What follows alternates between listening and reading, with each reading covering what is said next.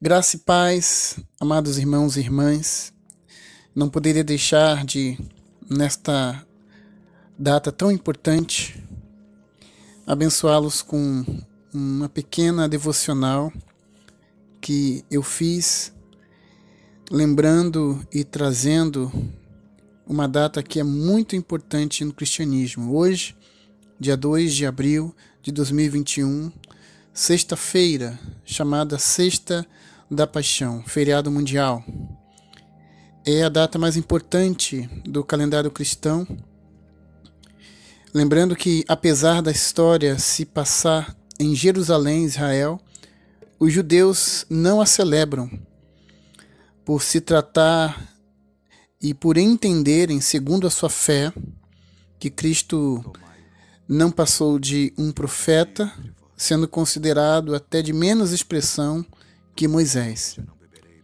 Mas ao lermos as Escrituras, crendo na palavra de Deus, que ela nos retrata desde Isaías, considerado, segundo a Bíblia, como o profeta messiânico, temos o relato do nascimento no capítulo 9, versos 6 e 7. Também encontramos o relato da sua morte em Isaías 53. E ao longo de todo o texto nós entendemos o propósito do envio do Messias. No capítulo seguinte, capítulo 54, Isaías anuncia a vinda do Cristo glorificado, ou seja, relata o momento histórico da volta de Cristo para levar a sua igreja. Mas a história de Jesus é de tamanha riqueza que não caberia em só livro, nem tampouco em apenas um só testamento. Em outros profetas, Jeremias, Joel, Daniel, Oséias e muitos outros, nós podemos encontrar o relato do poder e a glória do homem chamado Yeshua.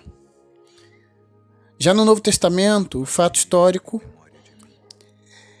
é a consumação, através do relato dos evangelhos, e contam em detalhes e em diversos ângulos a maravilhosa história.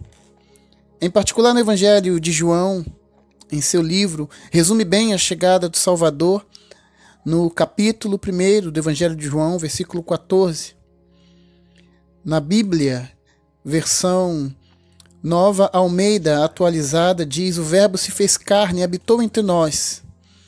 João resume em um só versículo como Jesus, ele abdicou de toda a sua glória e veio a este mundo.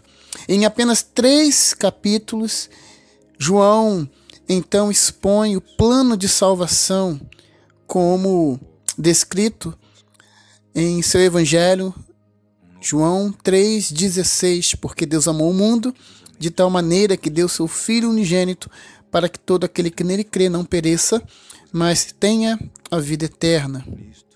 João relata a sua missão. Mas quando falamos desta data marcante como a da paixão e morte de Cristo, encontramos um especialista entre os evangelistas. Estou falando de alguém que pode falar com propriedade física e espiritual, também aos olhos da medicina. Este é descrito por Paulo em sua carta aos Colossenses, no capítulo 4, verso 14, como sendo o médico amado. Falo de Lucas, que tem um olhar peculiar do sofrimento e da crucificação de Jesus Cristo. Em Lucas 22, 7 a 13, Jesus instrui seus discípulos para que pudessem preparar a Páscoa. Era o início da tarde da quinta-feira. Lucas, no verso 14, diz: é preciso no horário, ele expressa a hora 9, atualizando para o nosso horário atual, às 15 horas da tarde. uma curiosidade, mesmo horário em que é considerada a morte de Jesus Cristo, na versão Almeida, revista e atualizada, no Evangelho de Lucas, capítulo 23 e versículo 44. Diz que desde o meio-dia até a hora sexta, e ao chegar da hora nona, houve trevas. Jesus expira e diz, no versículo 46 do capítulo 23 de Lucas: Pai, nas tuas mãos entrego o meu espírito. Mas o que me chama a atenção é desde a narrativa do Getsêmani, onde Lucas descreve a agonia de Jesus. E somente ele descreve em detalhes que, ao suar gotas de sangue, Lucas 22:44, no Getsêmani, Jesus se entristece ao se afastar a orar e ao retornar a encontrar os seus discípulos dormindo. Logo a seguir, no verso de número 63, já preso, os guardas zombavam e batiam em Jesus. Eles vendaram os olhos do mestre e, ao baterem nele, diziam: Vai, profetiza, quem te bateu? Tentando fazer com que Jesus exercesse uma espécie de adivinhação. Capítulo 23, versículo 36. Xingavam e colocaram uma esponja embebedada em vinagre, pois Jesus tinha sede, com o propósito de acentuar a dor do crucificado. Porém, Jesus, ao sentir o gosto, repeliu aquele líquido. Lucas também relata as 7 palavras da cruz, muito conhecidas. Evangelho de Lucas, capítulo 23, versos 34, 43 e 46. Para Lucas, a máxima do ministério de Jesus é incomparável com o poder da salvação. Verso 44 a 46 relata que houve trevas durante 3 horas. E após a hora nona, ou 15 horas, ou 3 horas da tarde, em algumas versões, o véu se rasgou. E mesmo durante todo o período que se passou, as trevas não puderam resistir ao poder da morte de Cristo.